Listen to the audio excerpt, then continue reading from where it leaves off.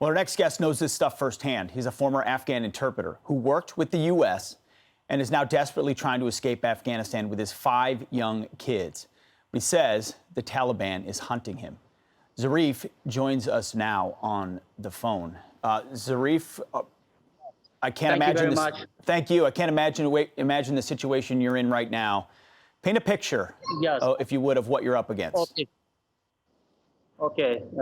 As I was a former interpreter for the coalition forces ISAF in the north of Afghanistan, as well as I work as a procurement specialist for the USAID program for the government of the United States in Afghanistan for almost 11 years. It means that half of my year, I have 5 children. The oldest is 11 years old.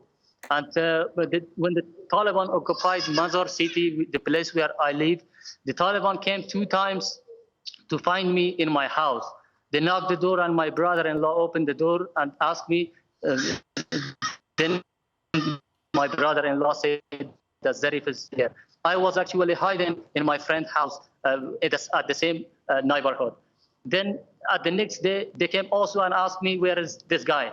My brother-in-law said that he is left here. They warned them that if next time I come and he won't be here, we will take you instead of him. Then my brother-in-law came to my friend's house and said that this is happening in here. It's not good for you to live in here anymore. We left Mazar. It's another province, like 400 kilometers away. We came to Kabul. Actually, I burned all of my documents from university. I'm graduated from literature and English department from Balkh University. I burned all of the documentation, all of my photos and everything physically, but I have still my contracts and everything in my email. I already sent it to SIV, Special Immigrants Visa, on 2016. But based on their requirement, they postponed it until now, until July 2nd. On July 2nd, I applied for the special immigrants visa. They said that the recommendation letter that your supervisor, US supervisor, has signed, there is no date put on that. And it takes, 2 to 3 months that they send me again another recommendation letter. However, the recommendation letter was already dated at the top of the paper. But it means that they are postponed somehow, that the special immigrants visa is not issue for me from 2016 up to now. However, I was eligible for everything. Right. I escaped from Mazar and came to Kabul. So now I'm in bad situation. Okay. Oh, Zarif, I had a question for you. As you talk about this delay of 2 to 3 months, my question would be, do you have that time? And as the Taliban is going door to door looking for you, Zarif, how do they know of your existence? Have they known you for a long time and known that you've helped the Americans? Or do they have a list that you know of they're working off of? How do they know who you are and where you are? Actually, the job that I was doing in the city, everybody knows me because I was a procurement specialist and I had to go every shop to shop. All of my neighbors, all of the people who are around, everybody knows me, that I'm one of the staff member of the United States and I work for the foreigners. They are calling me, you are a spy man for the government of the United States. Even the mullah of the mosque, when I attend to the prayer, they say me that you have worked with the United States. One day I will tell you. However, he get pay from us and get food from us, but he was something warned to me. This is very horrific for me. Yeah. I couldn't live. I left everything, my house, my car, my money, everything back home, and I left with one cloth. Me and my children came to Kabul because of this threat. I heard last night one of my friends who was a guard for the Camp Cheyenne, working with the U.S. Military service in Balkh.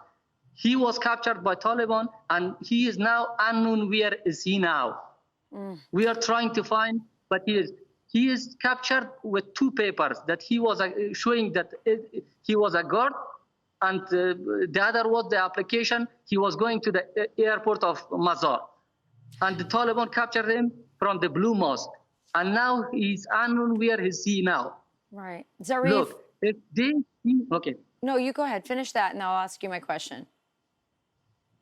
Okay. Zarif, now, Zarif, I'm hearing your children in the background. All of us are parents here sitting on this couch. How are your children doing? my children doesn't have enough food right now because all the banks are closed and we run out of the money. And if you look at them, there is no any pillow and mattress to sleep on it. You know, from 1 month up to now, me and my wife did not have 3 or 4 hours in sleep on 24 hours, you know. During the night, we sleep 2 or 3 hours in 1 month since the Taliban came in here. All of my children, they are in the room. You can, if you may, I will show them how they sleep in here. I went to the airport to enter to the gate to show my documents, but 200 away from the gate, suddenly there was fire opened, and everybody escaped from them. My children was almost die on that place. However, my wife's hand and my daughter's hand wounded, but it was not so serious. I saw a lot of women and children. They were under the feet of the people who escaped from there. From one side, the Taliban was opened the fire. I could not came close to the gate of the airport to show my document. Zarif, this is what happened to me. I know you know the timeline of America's exit, and I know you know that many of the gates, if not all of the gates at this point, are closed except for U.S. citizens. What are your options? Yeah.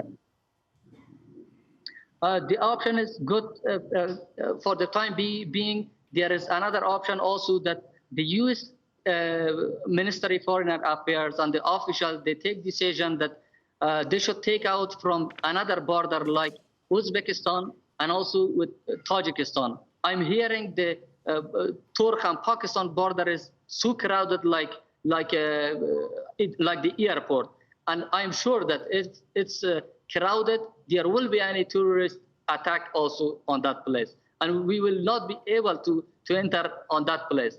You know, the reason of why the airport becomes so crowded and people rushed there, the reason why the first and second flight, they took all the people who didn't have worked with the U.S. or with any other organization.